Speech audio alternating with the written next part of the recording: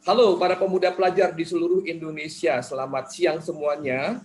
Dan kini saatnya kita akan ngobrol-ngobrol sambil mencari inspirasi bersama dua orang pemuda Indonesia yang keren abis. Ya, perkenalkan saya Yan Wibisono, tadi sudah dijelaskan ya, saya adalah manajer KPUB, Komunitas Pendidikan Unggul Berkarakter, dan akan berperan sebagai moderator dalam talk show Wirausaha kali ini. Dan saya akan mengajak Anda semua, teman-teman semua, untuk mengenal sosok berikut ini. Yang pertama adalah Kak Kelvin Lim. Beliau adalah seorang pengusaha yang sukses di bidangnya. Bidang apa? Nanti kita akan gali informasi dan bincang-bincang lebih jauh bersama Kak Kelvin. Kemudian yang kedua adalah ada Priscilia Joanita yang biasa dipanggil Dea. Dia adalah seorang remaja yang sangat berprestasi. Udah gitu mandiri, berani, dan tentu saja berjiwa entrepreneur. Kita sapa satu persatu ya. Selamat siang, Kak Kelvin. Halo Pak Yan, apa kabar Pak? Halo Baik Dea. sekali, apa kabar juga Dea? Hai Kak Yan, baik, puji Ketemu Tuhan. lagi Hai Dea teman-teman ya. semua. Iya Kak. Iya, ini dari tadi kan kita menyimak yang seminar Merdeka Belajar tadi ya, ada kurikulum terpersonalisasi gitu. Jadi saya harus menginformasikan kepada para peserta seminar Talkshow Wirausaha ini adalah Kak Kelvin dan Dea ini adalah produk-produknya, produk-produk Merdeka Belajar, produk-produk kurikulum terpersonalisasi, kan keren ya gitu. Ya, Pak Kelvin, pengusaha transportasi angkatan dah. Angkutan laut, ya angkutan laut. Kalau kita kan dia biasa naik angkot, bener Kak. ya naik Transjakarta. Gitu. Iya, mobil biasa, Gojek, mobil, brand. iya bener. Iya kalau terbang sekalian, tapi transportasi jarang ya, karena kan Jakarta tuh diliputi oleh daratan-daratan gitu. Ini transport bener Kak. Manusia, transportasi orang, atau gimana Kak Kelvin, boleh dijelaskan bidang usahanya nih? Ya, terima kasih Pak Yan. Jadi kebetulan bidang usaha saya ini di transportasi laut, tepatnya lebih memakai kontainer. Jadi kalau Pak Yan atau Dea ada ke Tanjung Priok nih misalnya, ada lihat mobil besar, truk yang ada bawa kontainer ya. Nah, itu memang ya yang saya lakukan selama hampir 20 tahun ini, Pak Yan. Wow.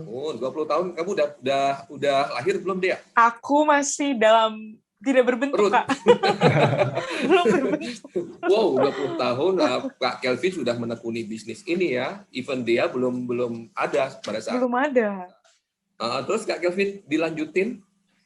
Ya, kebetulan di bidang transportasi ini kan ya tadi saya juga ngomong angkutan. Kalau angkutan laut itu jadi persisnya memerlukan kapal. Nah, kapal itu kan nanti dia akan mengangkut kontainer. Nah, itu nanti dia akan dikirimkan ke berbagai tujuan di seluruh Indonesia. Jadi seperti dari Tanjung Priok dikirim ke Makassar, kirim ke Medan, sampai paling ujung ke Merauke juga, itu yang saya lakukan selama ini. Wow, keren banget. Oke, ini ada yang menarik ya,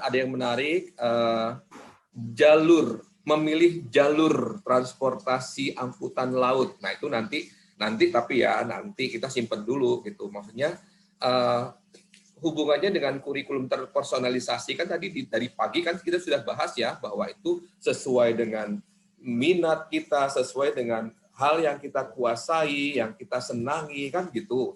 Nggak mungkin kalau senangnya transportasi laut terus diukur dengan keahlian menyanyi gitu kan, dia kan nggak fair. Iya Kak, jauh banget, jomplang ya. Kan adil dan adil dan merata gitu ya. Jadi nggak adil, orang senangnya angkutan laut kok diukurnya berdasarkan kemampuan menyanyi gitu kan. Benar Kak. Demikian juga dengan dia, kalau misalnya dianya jagonya udah menyanyi dan di art gitu ya, atau bahasa, tapi diukur dengan keahlian yang lain gitu kan, nggak fair ya gitu. Gitu. Jadi sebelum ke jalur ke kurikulum terpersonalisasinya gitu Kak Kelvin ya, saya tertarik kemarin kita ngobrolkan ya, mungkin teman-teman yang lain juga perlu mendengar gitu. Apa sih pengaruh hoki dalam sebuah usaha gitu? Ini saya nggak ngerti kalau kita ngomongin hoki ini ya. Terus pasang lotre menang gitu loh. Iya, taunya gitu, Kak. Iya, tapi menurut Kak Kelvin ini gimana gitu? Kok hoki Oke. jadi keuntungan apa gimana gitu loh? Kak Kelvin boleh diceritakan? Baik, terima kasih. Jadi kemarin Pak Yan sempat kita ngobrol-ngobrol Pak ya. Jadi Pak Yan Ya. nanya apa sih kunci kesuksesan mungkin saya bisa sampai hari ini. Jadi saya mungkin mengambil kesimpulan ini karena waktunya sangat singkat ya Pak Yan ya. Ini kalau nggak salah saya cuma dapat 15 menit nih ya kan. Jadi Iya, 15 15 menit menit. untuk ngomong pengalaman 20 tahun sepertinya kurang cukup. Iya, Jadi makanya kemarin saya bilang sama dia juga, kita harus culik kapan-kapan, culik Kak Kelvin. Iya, 5 jam ya, Khusus, Pak. Ya, iya. 5 jam kita Ya, culik. Jadi yang lain nanti bisa diculik. mencuri ide, mencuri yang bagus ya, mencuri Aduh. ide, mencuri Iya, benar-benar, inspirasi Kak. gitu kan. Iya, siap Kak Kelvin. 15 menit saja cukup nih kali ini nih. Baik. Jadi 5 poin. Jadi saya ambil kesimpulan 5 poin yang bisa saya sampaikan ke adik-adik yang mungkin mendengar di podcast di YouTube channel Yayasan Prima Unggul hari ini. Mudah-mudahan apa yang saya sampaikan bisa diambil saripatinya, bisa diambil pembelajarannya. Ya, ini mungkin pengalaman saya 20 tahun. Ya, sekali lagi saya mempersingkat hanya dalam waktu 15 menit. Nanti Dea juga ya kita sambil-sambil ngobrol juga ya. Iya, benar, Kak. Ada tanya jawab juga silakan. Nah, Siap. jadi yang poin nomor 1 itu sebenarnya ada hoki ya. Jadi hoki itu mungkin kalau bahasa Indonesianya adalah keberuntungan. Nah, jadi saya boleh simpulkan sebenarnya hoki atau keberuntungan itu bukan seperti kita beli undian, beli lotre, terus kita menang dan kita dapat hadiah besar, bukan seperti itu pengertiannya. Hoki itu yang saya maksud adalah ketika sebuah kesempatan bertemu dengan persiapan. Jadi kesempatan kalau ketemu dengan persiapan, nah itulah namanya hoki. Nah, kenapa saya taruh nomor 1 adalah hoki? Karena saya sebenarnya jadi pengusaha ini karena diajak oleh saudara saya ya, abang ipar saya. Saya kadang berpikir begini ya, dari sekian ada saudara, kita ada keluarga besar ya, dari sekian banyak saudara, kenapa kok saya yang diajak? Kenapa bukan saudara lain yang diajak?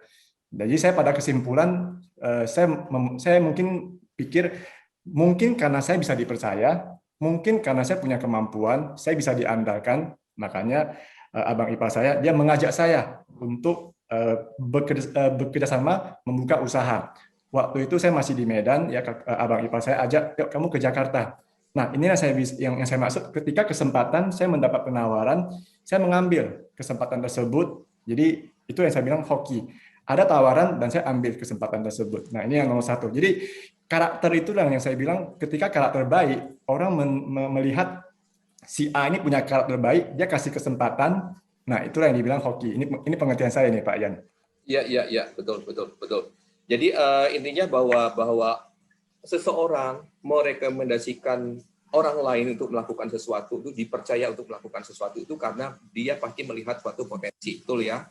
Ya. Kemudian dan potensi itu nggak bisa dilihat oleh semua orang loh. Melihat potensi seseorang itu juga perlu potensi gitu. Jadi yang kelihatan itu adalah karakter, attitude itu bisa kelihatan gitu. Jadi saya yakin bahwa si saudaranya Kak Kelvin pada saat melihat Kak Kelvin itu juga punya potensi, which is saudara yang merekomendasikan itu juga pasti berpotensi orangnya kan gitu. Terus bisa melihat karakter-karakter yang positif, kegigihan misalnya gitu ya, kemudian integritas, kejujuran gitu. Barulah dari situ rekomendasi. Skill menurut saya menyusul belakangan. Makanya Pak Kelvin perlu 20 tahun sampai bisa seperti sekarang gitu ya. Gradually, nggak tiba-tiba seperti sekarang. Betul Kak Kelvin ya? Ya, betul sekali Pak Yan, betul Pak. Iya. Nah sekarang saya... Jadi hoki itu nggak tiba-tiba datang ya Kak? Tergantung iya. diri kita sendiri juga ternyata ya. Oh, Iya, oke. Ilmu baru. Tergantung kita sendiri, tergantung dari konsistensi kita, tergantung dari kita memperlihatkan attitude yang positif dan karakter positif, baru kelihatan di situ. Setuju Kak. Gitu, mungkin kan? Saya kasih contoh gini ya, saya kan dapat info kan Dea juga dapat beasiswa ya. Nah, jadi sebenarnya sih aku ikutin pelatihan Kak. Sebenarnya sih beasiswa itu adalah sebuah kesempatan ya. Jadi kenapa dia dapat beasiswa? Karena orang yang memberikan beasiswa tersebut dia pasti melihat karakternya dia melihat kemampuan Dea, dan dia melihat ada sesuatu, ada potensi dari Deanya. Jadi sehingga mereka atau institut yayasan tersebut atau orang tersebut memberikan beasiswa tersebut. Nah, ini yang saya maksud dengan kesempatan. Ketika dia mengambil kesempatan tersebut, nah itulah yang saya bilang dengan hoki. Oke. Oke. Tuh kan? Siap, Ketemu bener ya. nih ilmu baru Ketemu kan, ya. Kak? Iya. Iya. Itu yang Oke. namanya hoki. Jadi bukan pasang lotre, beli lotre, Mm-mm. Terus menang. ya, terus menang atau beli apa undian berhadiah gitu. Iya. Oke. Kalau dia saya sangat tertarik dengan diri dia adalah kemudaannya justru ya. Iya, Sutradara Kak. tunjukkan Palastrigama di umur 17 tahun gitu. Itu drama musikal online dan Mm-mm. saat online itu belum sepopuler sekarang gitu, itu udah dilakukan. Kemudian koreografer dan pemeran utama drama musikal Dian yang ditonton oleh 2.000 lebih penonton pada saat itu. Kemudian peserta termuda yang lulus dari Heart Speak Indonesia, dan Yep. katakan bahwa Dea itu produk dari kurikulum terpersonalisasi ya, karena bukan di sekolah. Iya, bener, Kak. Homeschooling aku soalnya. Homeschooling, dan ternyata Yes. akses itu juga terbuka sangat lebar, nggak harus sekolah formal kan gitu. Bener, Kak. Saya pengen denger Dea gitu menceritakan dengan kemudaan usia kamu, terus kemudian achievement kamu yang banyak tadi yang saya bacakan itu gimana prosesnya, gimana caranya, dan apa yang bisa menjadi teladan bagi teman-teman semua yang datang di talk show ini gitu. Proses aku untuk ada di tahap ini ya, Kak, maksudnya? Ya. Oke. Jadi kalau aku sendiri itu, kebetulan Papa ini kan emang seorang pendidik ya. Papa seorang pendidik, jadi dari kecil itu aku memang sudah dikelilingi oleh dunia pendidikan gitu. Dididik dengan cara yang mungkin agak berbeda dari anak-anak lain. Karena dari umur aku lupa umur berapa ya, sekitar 10 tahun, 9 tahun, itu aku udah diajarin untuk jualan. Jadi udah tahu tuh, cari duit itu ternyata susah ya. Dari umur segitu aku udah tahu. Itu cikal bakal jiwa entrepreneurnya dari situ. Kayaknya iya ya, Kak. Cuan gitu. Terus habis itu akhirnya seiring berjalannya waktu, makin tumbuh dewasa, nggak cuma jualan, waktu itu jualan keliling-keliling, jadi aku nawarin sama orang di pinggir jalan, akhirnya kan bertumbuh semakin dewasa, jualannya udah beda lagi nih gitu. Jadinya makin besar, aku dididik untuk bikin event, untuk mengadakan sebuah event, salah satunya ini juga gitu, dan berbagai drama musikal. Jadi aku dari barang aku pindah nih ke jasa gitu, Kak. Jadi entrepreneurnya bukan menjual suatu produk tapi suatu jasa gitu. Iya.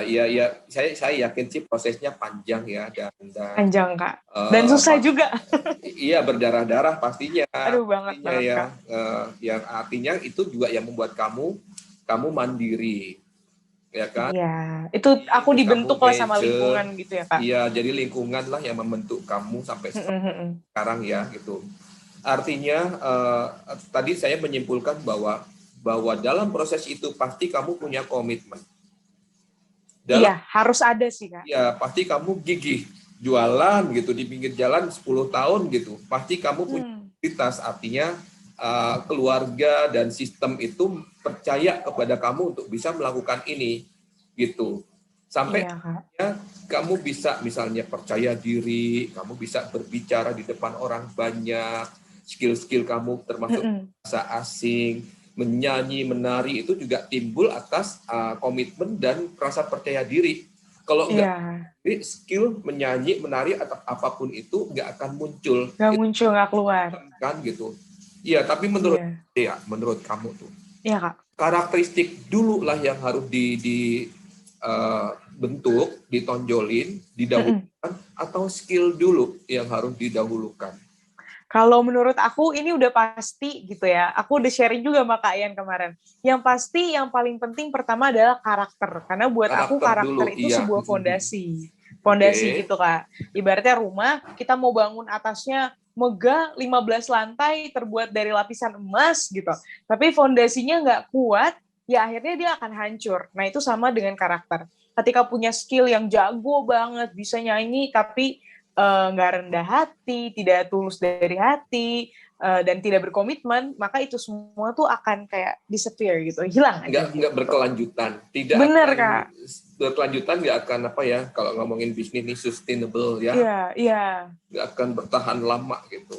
Kayak bentar doang, jangka waktunya pendek gitu jadinya. Iya, habis itu ditinggalin, habis itu apa ya, musnah, karena Iya benar, Kak. artinya kalau perubahan di luar sana, di luar tempat kita ini lebih cepat dari perubahan yang ada di dalam diri kita sendiri.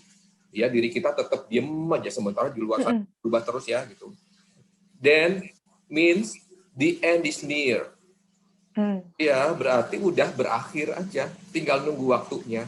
Benar, Kak, setuju. Dan karena saya apalagi yakin teknologi banget, sekarang berkembangnya pesat banget ya, Kak, semuanya iya, sekarang. dan kita kan harus juga berubah menyesuaikan diri yang ada di luar benar, sana. Kak. Iya, betul. Oke, saya yakin Kak Kelvin juga melakukan itu. Artinya perubahan di luar sana itu nggak mungkin lebih cepat dari perubahan yang dilakukan di dalam organisasinya Kak Kelvin, di perusahaannya, atau dalam diri Kak Kelvin sendiri. Saya tahu banget Kak Kelvin itu punya perpustakaan yang isinya buku-buku manajemen, buku-buku karakter gitu ya. Ceritain dong Kak Kelvin, apa jadinya kalau kita diam saja, tidak bereaksi terhadap perubahan yang terjadi di luar sana, gimana ya? Ya, kalau saya bisa kasih contoh begini ya, mungkin yang tinggal di Jakarta, kalau hari ini kita masuk ke sebuah mall, yang naik mobil, ya mungkin naik motor, naik mobil ya, apakah kita masih mengambil karcis atau tiket parkir itu dari seseorang, atau kita langsung ambil dari mesin? Saya yakin semua udah langsung bilang itu ambil tiketnya atau ininya ya, karcis parkirnya langsung dari mesin. Sudah dari mesin ya, pakai kartu ya. Nah, Iya. jadi pertanyaan saya 5 tahun yang lalu ketika ada orang yang tugasnya hanya memberikan karcis, nah, hari ini mereka kerja di mana? Jadi orang yang tadinya bekerja hari ini karena suatu teknologi yang sudah berkembang, mendadak orang tersebut kehilangan pekerjaannya. Jadi ini mungkin adik-adik di sini ya, kita itu harus selalu mengembangkan, mengupgrade diri kita. Di sini yang saya maksud mengupgrade itu kita meningkatkan kemampuan terus. Kadang-kadang gini ya, saya sering ngomong ke teman-teman, ini handphonenya aja nih yang di-upgrade softwarenya kan, tapi manusianya kita jarang mengupgrade. Nah, tujuan kita mengupgrade diri supaya satu, kita bisa mengikuti perkembangan. Nah, ketika teman-teman yang tadi mungkin ada orang yang kerja sebagai penjaga loket, ya dia tahu suatu saat nanti pekerjaannya akan digantikan oleh mesin. Dia sudah harus belajar hal baru, ilmu baru, supaya apa? Ketika teknologi itu benar-benar sudah datang, dia sudah punya kemampuan lain, nah dia siap untuk dipindahkan kemana aja, dia siap untuk bekerja di mana saja. Ya seperti itu Pak Yan. Ya, top banget. Saya setuju banget. Jadi intisari dari yang Kak Kelvin katakan barusan, berarti teknologi itu bisa mereplace skill. Betul. Ya, teknologi bisa mereplace skill ya. Ya betul Pak. Menarik sekarang gitu. Tapi teknologi tidak akan bisa mereplace karakter. Setuju, Kak. Tidak akan bisa menggantikan apa yang namanya kecerdasan emosional seseorang kan. Yang halo, selamat pagi, selamat siang, terus empati gitu. Teknologi nggak akan punya empati gitu. Main babat gitu. Yang nggak bisa bertahan pasti akan tersingkir. Itu kan. Itu. Kemudian dia Iya, Kak. arti merdeka belajar buat kamu apa sih? Apakah itu harus diukur dengan ukuran yang seragam? Misalnya kalau nggak pintar matematika, adil nggak sih kalau dia harus diukur dengan keahlian matematikanya gitu? Dan jadi sudah menentukan, sepertinya sudah hampir menemukan jalur kamu ya di public speaking, kemudian di performance art gitu-gitu. Apakah kamu mendapatkan kemerdekaan belajar selama ini dan dukungan dari orang-orang sekitar kamu, tantangan, atau bagaimana kalau merdeka belajar itu nggak temukan? Oke, kalau merdeka belajar sendiri, merdeka berkreasi, merdeka belajar bagi aku ketika aku dapat belajar dari manapun, dari siapapun, kapanpun gitu. Jadi benar-benar di setiap detik hidupku itu aku belajar gitu. Kayak yang tadi Kayan bilang, kayak aku tuh tipe yang dalam pelajaran waktu sekolah itu bukan orang yang pinter dalam hal matematika, kayak gitu-gitu tuh enggak, Kak. Jadi aku Tapi biasa berhitung kan aja. bisa kan? Kalau Bisa. jualan gitu kan bisa kan?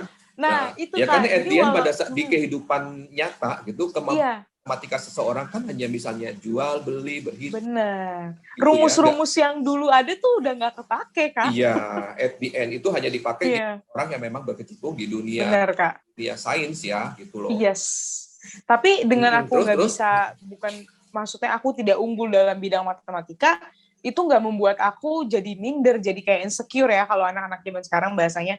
Tapi aku mencari nih kekuatanku di mana gitu. Aku nggak terlalu fokus sama kekuranganku di mana, tapi aku cari kekuatanku di mana. Oh, aku ternyata suka itu di bidang keren. public speaking, ya nggak? Aku Itu suka bidang public keren. speaking, aku suka nyanyi, dan aku suka berorganisasi. Jadi itulah yang aku tekuni. Nah, misalnya kalau di organisasi aku nggak terlalu pintar matematika, berarti aku tidak pegang keuangan. Tapi kan aku bisa hire orang atau bekerja sama dengan orang yang emang profesional di bidang itu. Jadi semuanya tetap dapat berjalan. Yang penting manajemen, Kak, sebenarnya. Luar biasa dia. jadi ngapain kita fokus sama kekurangan kemudian Iya. stres, depresi.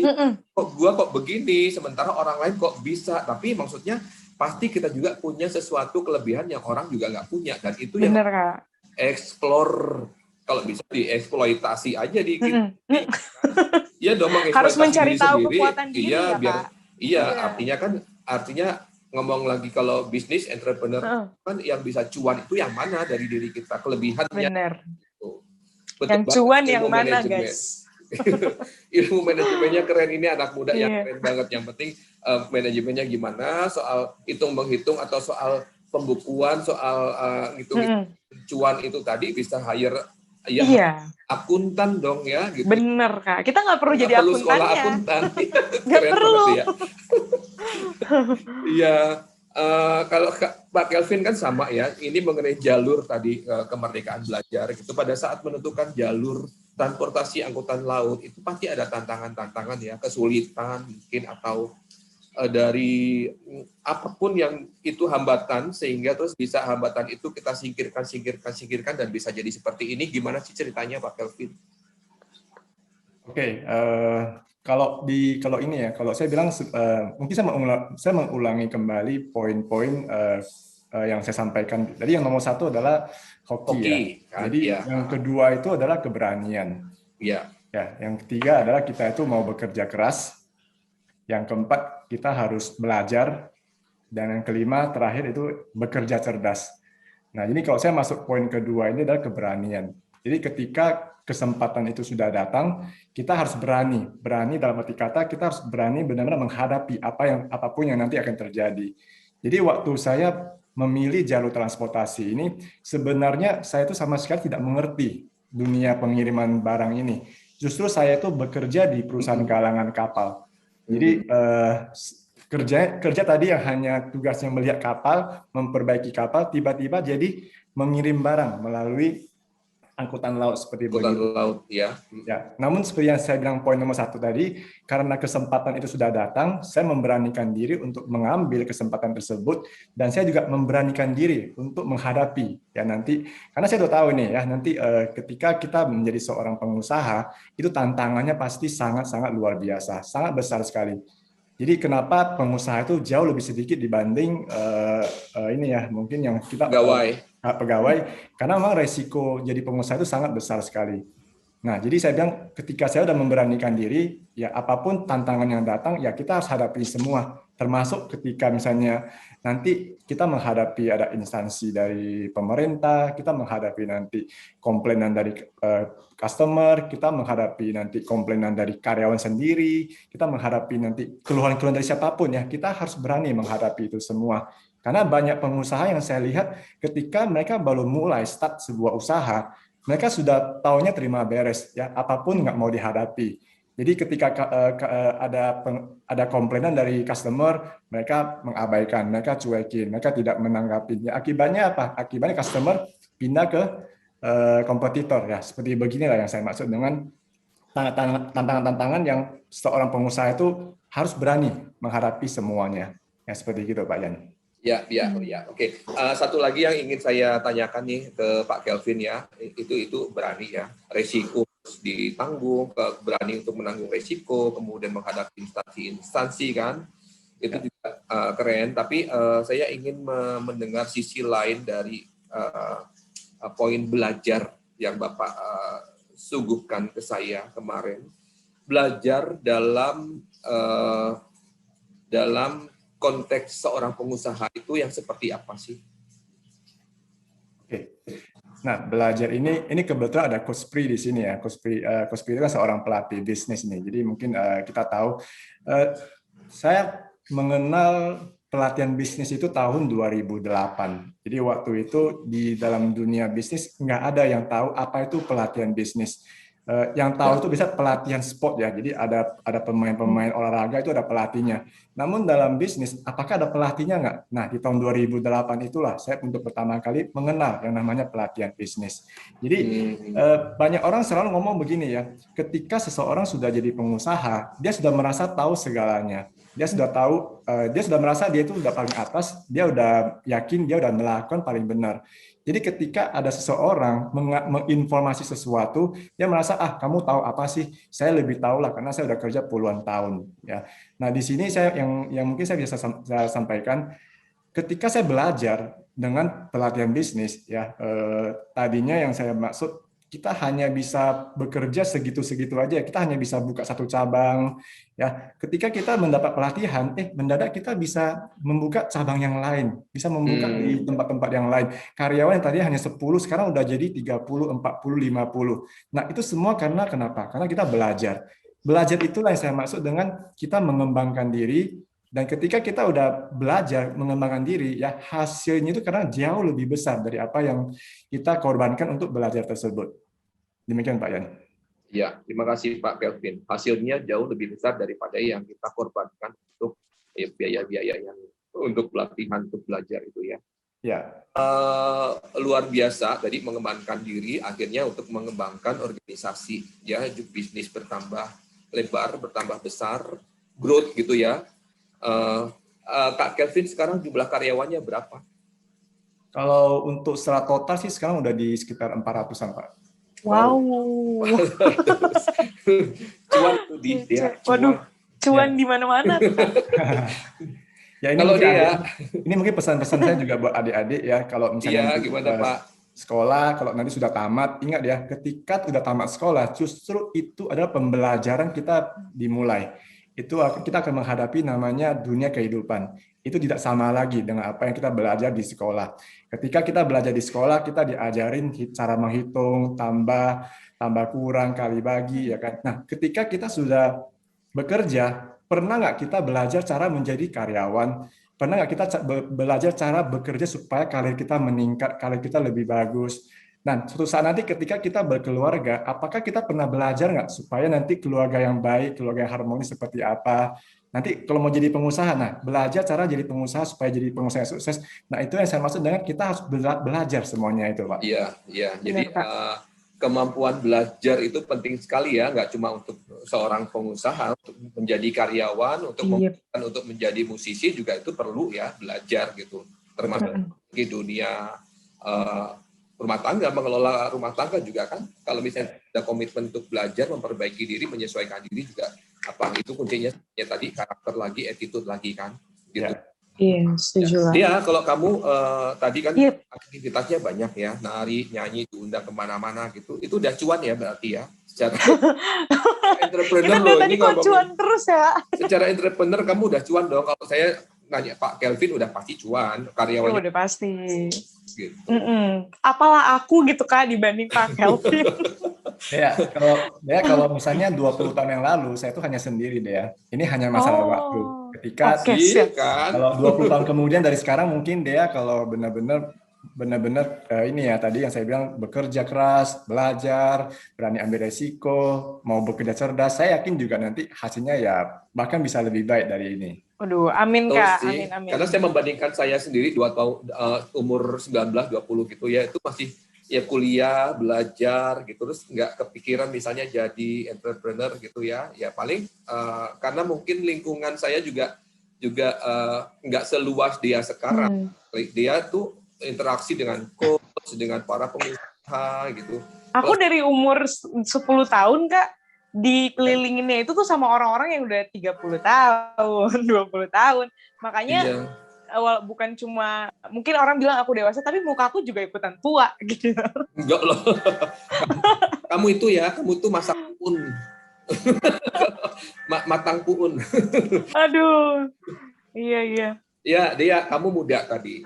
Ini yang saya tonjolkan adalah kemudaan kamu karena sebenarnya saya itu sangat sangat terkesan dengan kemudaan Dea di banyaknya prestasi yang kamu raih gitu. Peran medsos buat kamu apa sih, Dea? Peran medsos untuk aku, medsos tuh benar-benar tidak terlepas dari anak muda ya. Sebenarnya nggak anak muda sih Kak. Sekarang bisnis pun di medsos, orang-orang semuanya mempromosikan apapun lewat media sosial. Tapi kalau untuk aku sendiri, aku menganggap media sosial itu adalah sebuah wadah untuk aku bisa berekspresi gitu, untuk aku bisa menampilkan apa yang kusuka, karya-karyaku, hal-hal yang positif yang bisa aku bagikan, dan nggak buat gibah-gibah ya. Iya, bener. Aduh, jangan deh Kak. Gitu. Gibahnya tuh di balik medsos aja. Di medsos jangan. Harus branding ya, harus branding ya. Benar Kak. Dan terus, di media sosial tuh banyak orang yang kayak takut gitu untuk dihujat, untuk berekspresi karena takut dihujat, takut ada yang nggak suka. Tapi menurutku gini, kita nggak bisa menyenangkan semua orang di dunia ini gitu. Seperti aku dulu waktu rambutku panjang, orang bilang dia potong rambut gitu lebih bagus kalau pendek. Nah giliran aku udah ini pendek banget sekarang, mereka komentar lagi, dia jangan panjangin aja. Iya, aku kayak permisi, emang panjangin rambut dalam satu malam gitu? Tidak kan? Cuma itu balik lagi, setiap orang tuh punya kesukaannya masing-masing, dan ketika ada orang yang tidak suka sama kita, menurutku ada dua hal yang bisa kita lakukan. Ketika satu, menurut kita apa yang kita lakukan sudah benar, ya udah nggak usah dipikirin tuh mereka, udah biarkanlah mulut-mulut jahat itu gitu. Tapi yang kedua, kita juga harus introspeksi diri, aku tuh salahnya di mana ya gitu.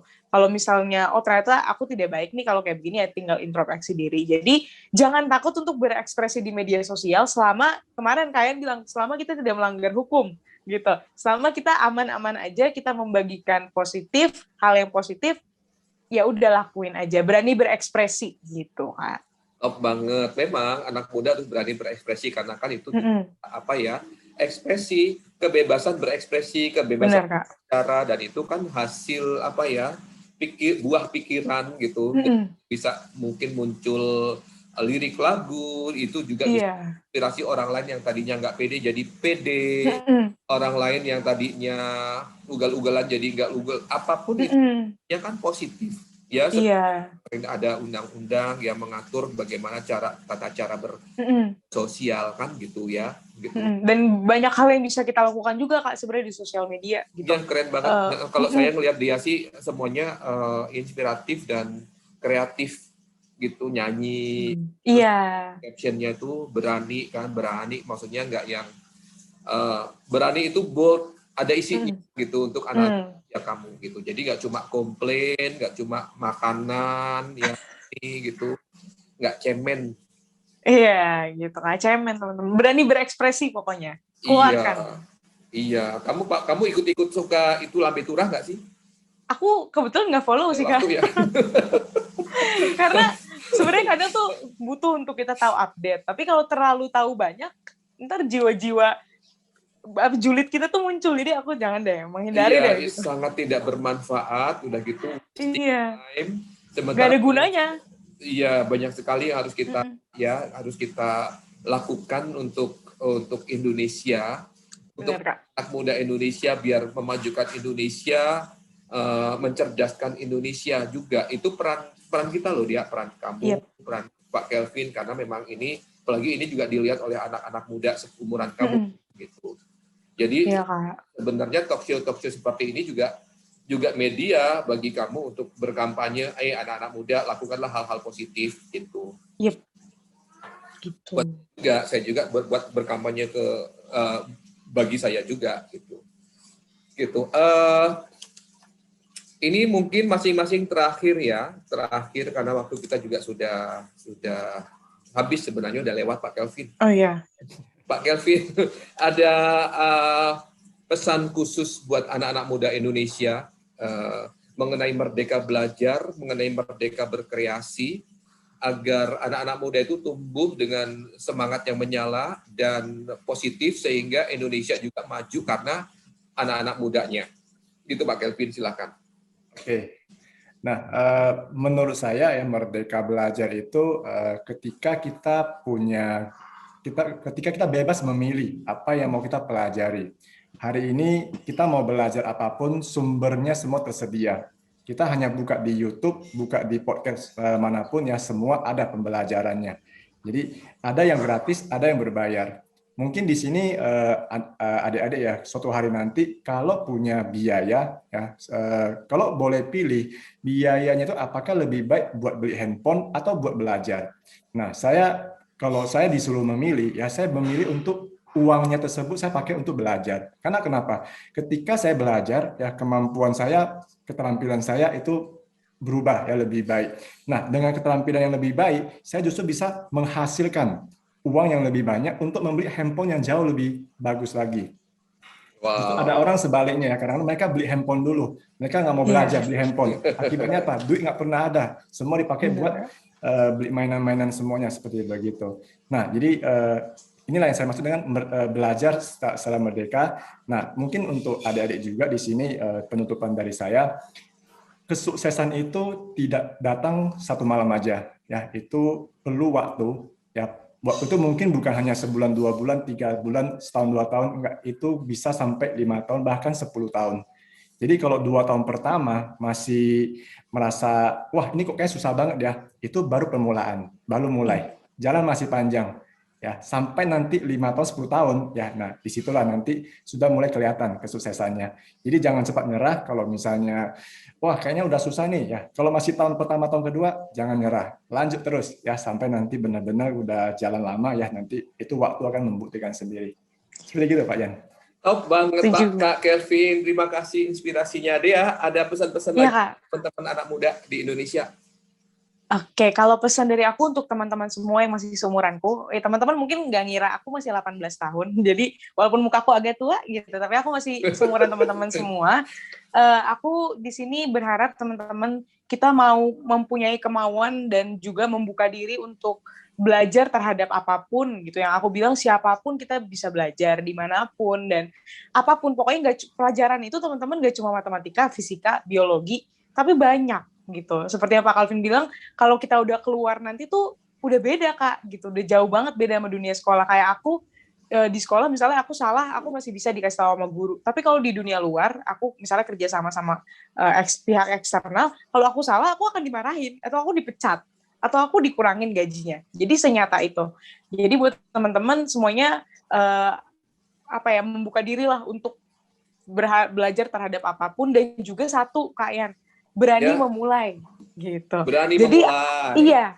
Ayo sekarang gitu, jangan kayak nanti kapan gitu. 5 tahun lagi masih nanti, sekarang ayo. Karena banyak orang yang kayak bilang sama aku, "Dea, aduh kamu masih umur segitu tuh udah menghasilkan apa-apa sedangkan aku udah umur 20 tahun aku belum ngapa-ngapain." Ya ayo ngapa-ngapain gitu. Sekarang gitu, jangan malah kayak aduh aku gini. Aku selalu bilang sama diriku sendiri, Dea kalau ada masalah, fokus gimana cara menyelesaikannya, bukan fokus sama masalahnya, karena masalahnya tidak akan menyelesaikan dirinya sendiri gitu. Jadi aku diajarin juga sama mama sama papa untuk selalu positif, selalu berjuang, jangan sekali 2 kali gagal langsung pasrah ya, mentalnya lenje banget gitu, harus kuat mentalnya. Sekali hajar terus. Nah dan aku juga percaya bahwa proses itu adalah segala-galanya. Dulu sebelum aku akhirnya jadi pemeran utama dan koreografer, dulu di musikal aku dapat dialog aja enggak gitu. Jadi prosesnya tuh bener-bener mulai dari yang paling kecil ya sampai sutradara gitu. Bener Kak, sampai akhirnya dari yang nggak ada dialog terus ada dialog jadi pemeran utama sampai akhirnya aku bisa menyutradarai suatu musikal. Itu kan sebuah proses gitu segala-galanya. Proses. Nggak mungkin dong tiba-tiba jadi sutradara.